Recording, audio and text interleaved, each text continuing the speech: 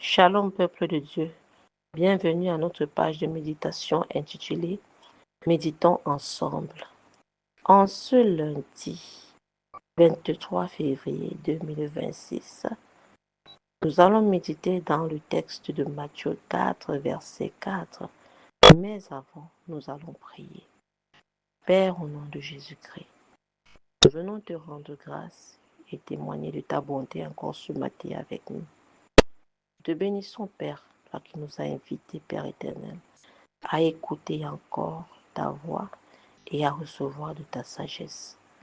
Mon Père, mon Jésus, daigne dans ta grande bonté nous disposer les uns et les autres, corps, âme et esprit, afin que nous t'écoutons et soyons transformés, afin que tout en nous se taise et que toi seul aies la primeur au nom puissant de Jésus.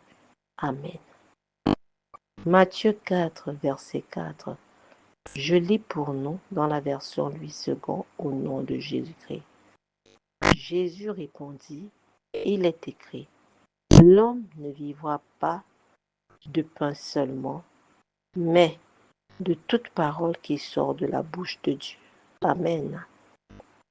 Bien-aimés, sachant que bon nombre de chrétiens aujourd'hui se contentent de dire que nous avons l'assurance de notre salut.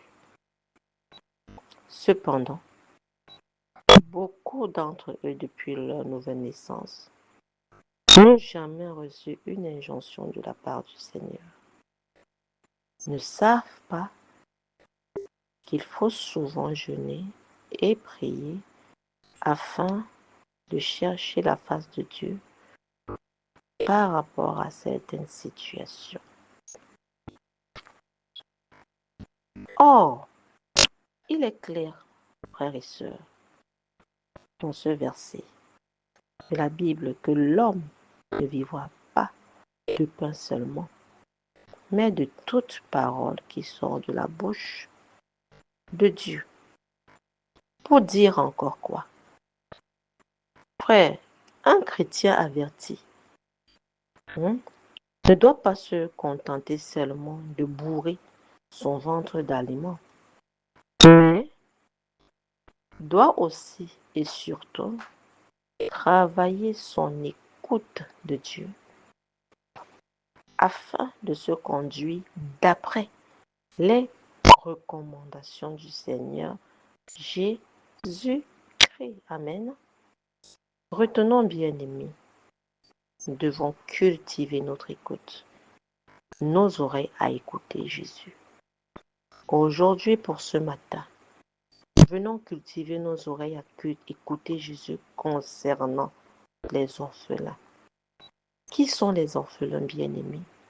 C'est ceux-là qui peuvent être abandonnés à eux-mêmes, même quand ils ont des pères et des mères. Ce sont ceux qui officiellement et officieusement ont perdu parents. En cette semaine, nous allons beaucoup penser à eux par le Saint-Esprit. Amen. Pour ce matin, nous allons prier que le Seigneur remplisse nos cœurs de beaucoup d'amour pour eux. Oui, parfois nous sommes intransigeants et indifférents de ces enfants-là qui sont abandonnés. Prions à Dieu ce matin de remplir nos cœurs, vraiment, de beaucoup d'amour pour les orphelins. Il y a des orphelins dans nos familles. Il y a les orphelins au voisinage, les orphelins du monde entier.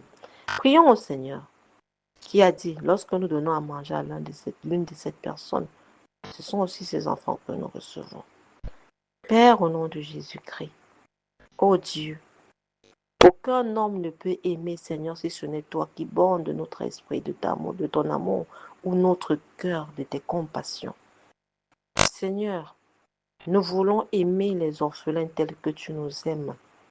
Nous ne voulons pas avoir peur d'eux. Nous ne voulons pas les repousser. C'est pourquoi ce matin, Papa, nous te supplions, remplis nos cœurs d'amour pour tes orphelins. Ce sont ces enfants qui n'ont pas où dormir, qui ont été abandonnés par leurs parents. À la mort d'un parent, se sont retrouvés dans la rue.